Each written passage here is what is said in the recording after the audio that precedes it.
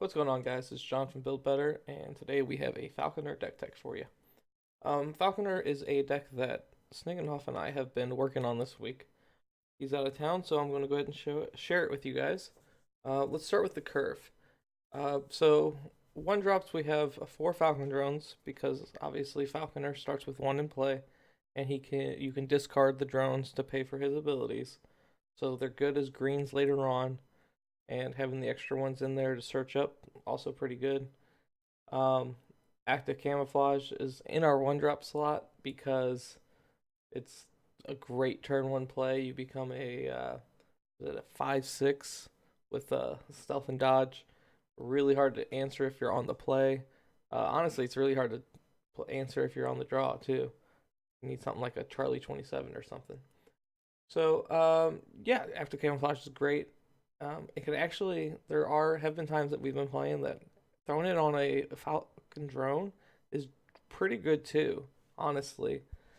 Um, it's a rare occasion, but sometimes you need to get in there for a team attack or situations do arise where it's actually the right play. Maybe sending your Falcon drone into an Iceman or something of that nature. As far as two drops go, our main two drop is the Primeval Hunter. Prime time is just great. We're already using green, so sometimes you can use the lethal stealth. Um, but just attacking for 6 on turn 2 is really good in this deck because if you get ahead on wounds, you can use your level 2 ability to the epic duel to just like trade wounds with your opponent if it comes down to that later in the game. We have 3 Ronin in here. Ronin's there to kind of shore up our XP if needed, but really he's just a decent drop that has 2 wounds. He's villains, which you'll see later on that we're playing a little bit of villains plot twists. Um, yeah, Ronin's just kind of a necessary evil for the deck, just to kind of shore out your XP if needed.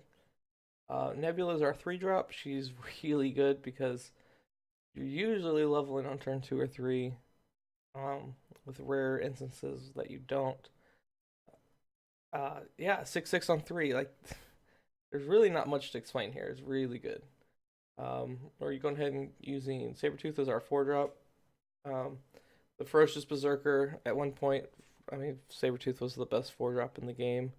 I don't know if that's necessarily true anymore, but he's pretty solid in this deck. He turns on our Metal and Fires, and if you our 5 drop Mr. Sinister gives him dodge.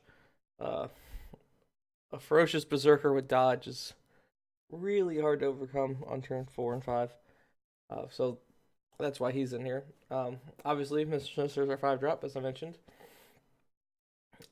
He's a good dump for our blue because usually on turn 5 you don't need the blue in your deck anymore for Falconer's ability, so he's a good use for it, giving people flight range, berserker, dodge, ferocious, and lethal, or lethal not, and that would be busted.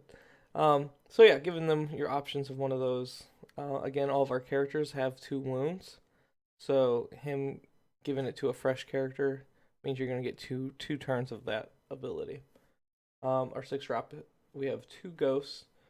Ghost is pretty solid. Usually finds an active camouflage. If not, we get a combi stick. It's a combi stick's a good constellation prize. You usually just want the active camouflage, but leaps great. 7/6 or 6/7 with range. Pardon me. And yeah, our 7 drop is Jungle Hunter. He lets you search out your vaults for your 8 drop Thanos.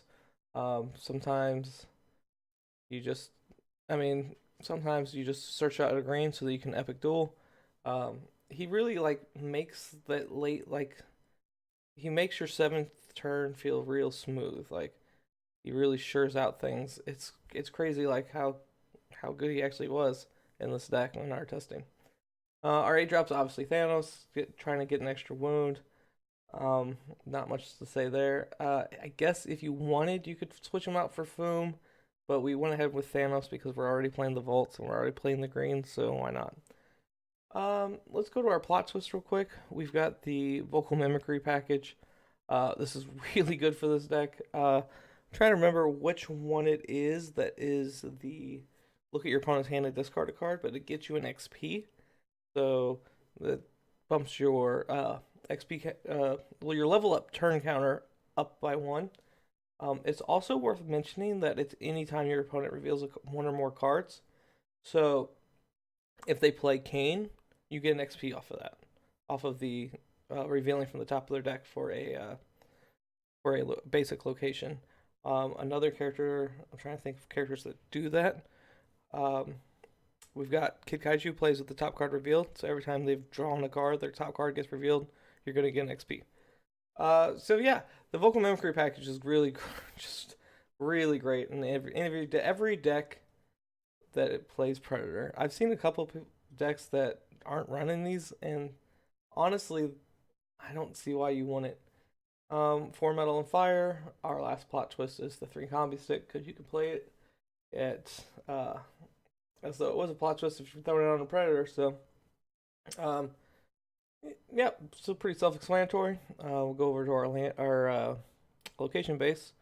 We have 4 trophy area, 4 vault, 4 predator ship, and 4 oh lord, what's it called? I always forget what the Valverden jungle.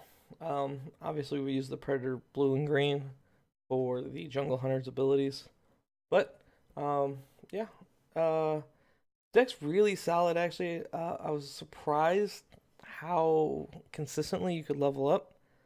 Um, and if you get one of those crazy aggressive draws where you're hitting an active camouflage on one and a prime evil hunter on two, like it's really hard to slow you down. Yeah, I would suggest if you like this style, like it's a more traditional like curve style. It's not really a late game deck like your Ripley decks. It's not a aggro deck like the Harrigan deck I showed you the other day. But it's just like your average curve. We're a little bit more on the front end, but just kind of standard 4-4-4 to it would normally be like 3-2-2, but yeah. So thanks for checking out our Falcon deck list, and we will see you guys next time.